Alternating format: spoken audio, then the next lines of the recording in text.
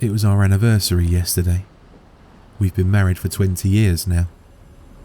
A lot of couples would have had a fancy dinner to mark the occasion, or maybe popped the cork off a bottle of champagne to celebrate. But those people aren't us. Instead, my husband and I rented an 80-foot boat. It was our own little kind of extravagance, and sailed from Biscayne to the deep Atlantic, no land in sight for miles, to spend the day deep sea fishing.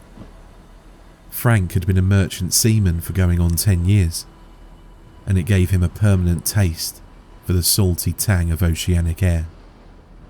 I swear, the man spent more time at sea than a lot of people spent on land. For him, it was almost a home away from home. For me, not so much. There was always something about that great body of roiling, swelling water that put me ill at ease. It was like spending time with a maniac, or some dangerous animal with a mind of its own. The sea can kill you in a split second without a hint of exertion or remorse. And there's a tremendous, frightening power in that. The morning went by without incident. Frank, in his summery Hawaiian shirt and khaki fishing jacket, set up all of his pricey rods on the edge of the bow and unfolded his fishing chair. Sitting there, sunlight caught on the lip of his baseball cap, he looked like a Hollywood film director. I was unpacking lunch in the cabin.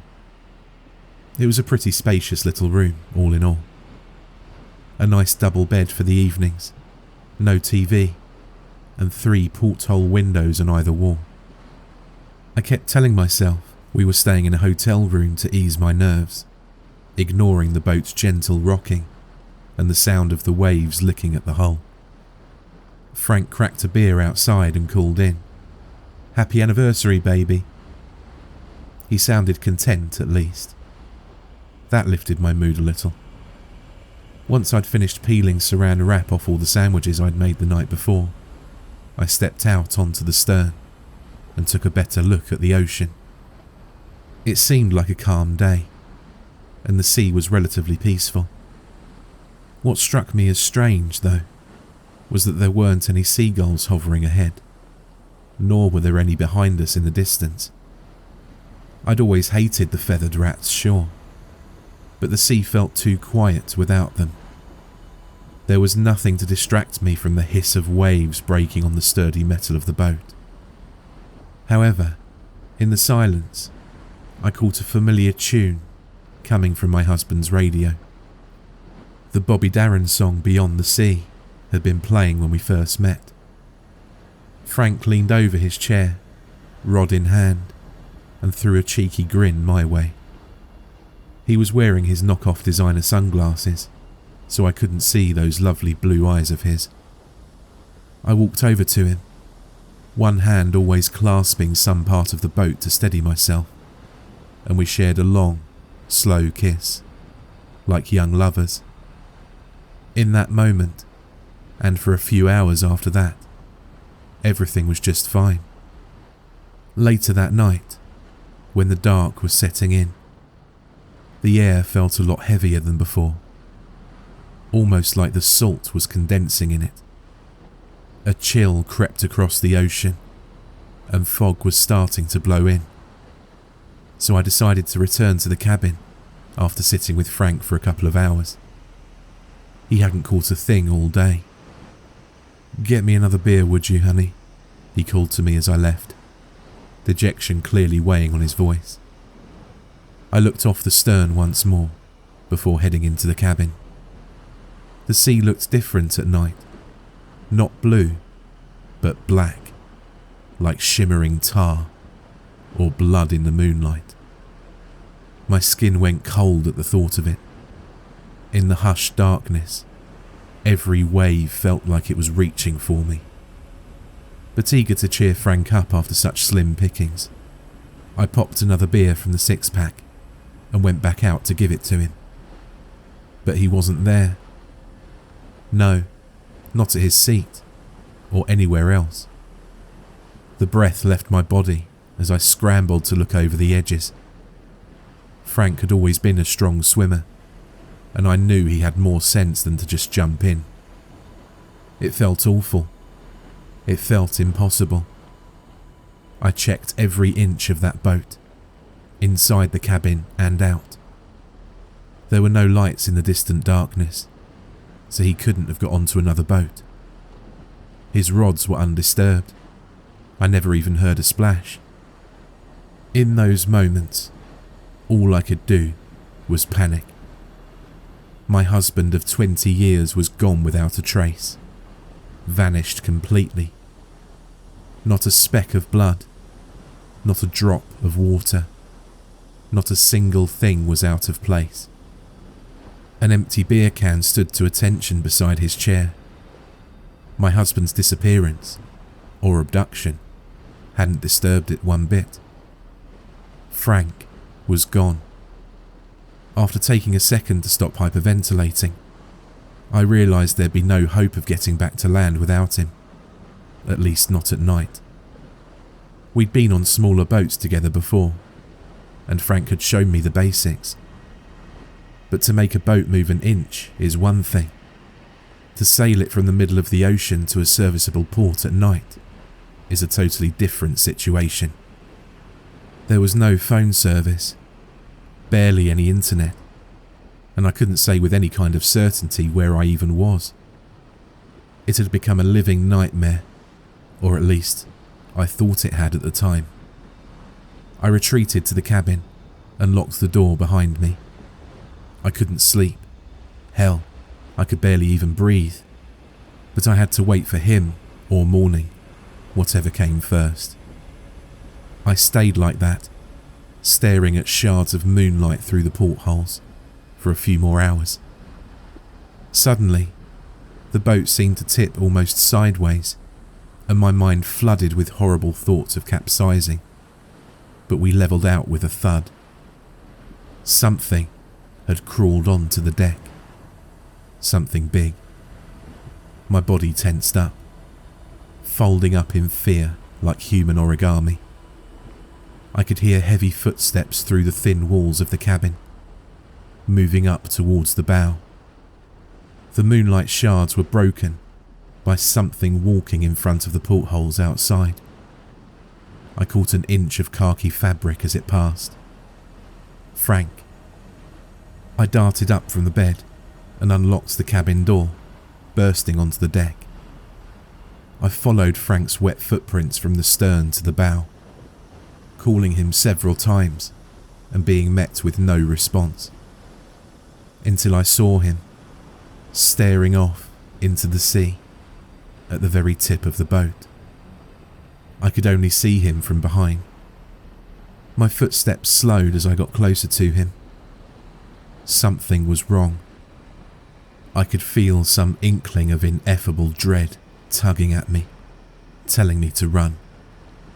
Frank wasn't just soaked. He looked truly ragged, like he'd been gone for weeks. Tufts of hair were missing from the back of his head. From what I could see, the baseball cap and ugly knockoff shades were gone too. His whole body looked turgid with water, like a corpse that had been dredged from the sea. "Frank, are you okay?" I said, speaking no louder than a whisper. He was humming. It was the unmistakable tune of Beyond the Sea again.